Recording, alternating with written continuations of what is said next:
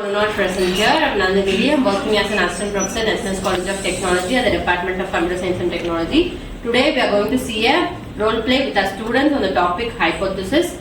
So at the time of the role play, they will explain their roles and they will be saying what they are going to say. So hypothesis is a statement or a assumption that is used in a population mean to find whether it is a mean or a proportion. There are two types of hypothesis. One is null hypothesis, another one is alternative hypothesis.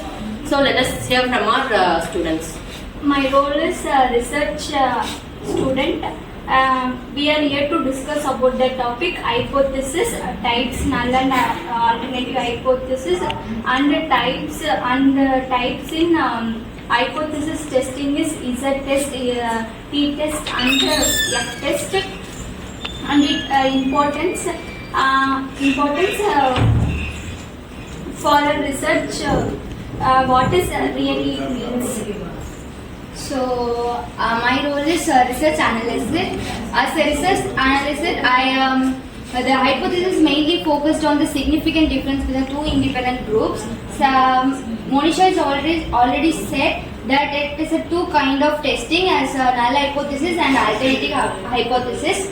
It's analyze the regions of accepted region and rejection regions under the p-value. If the p-value is less than 0.05, it's going to the acceptance region, and if it's greater than 0.05, it's going to the rejection region. I'm a scientist, so it's like an educated guess that we can test. Yeah, of course. For example, if we test if a student comes who eat breakfast, it have better performance. That's a hypothesis. We test the performance under the breakfast. We know that the hypothesis testing under the two categories. Are there different types of hypothesis? Yes, it is mainly of two. It is one is null hypothesis and second is alternative hypothesis.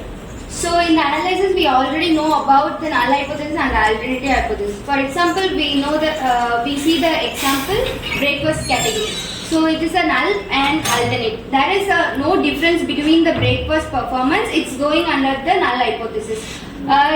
Any difference between the students who eat the breakfast or not who eat the breakfast, it's under the alternative hypothesis. Like if we test breakfast and performance, H0 breakfast has no effect on performance, and H1 breakfast improves their performance. So why hypothesis is most important in research? Because it gives purpose and a direction to the studies.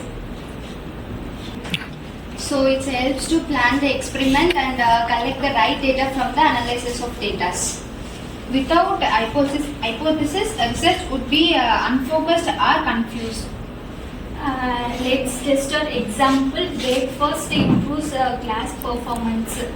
Yeah, in this, the breakfast can improve our class performance in the scenario of hypothesis testing. So who eat and come to the class, it increase the performance of the students, and who doesn't skip it. So the steps in hypothesis testing means first collect the data from the students who undergo the breakfast and state the hypothesis under the null hypothesis and alternate hypothesis. And next one is to test the statistics. It means there are three types of tests. One is F test, T test, and Z test. So we collect the population from the students, those who are in the Z test. Z test means the population range is greater than or equal to 30, and the T test it means the less than or equal to 30. We analyze the student performance under these categories, and the F test compare the variations between the students. So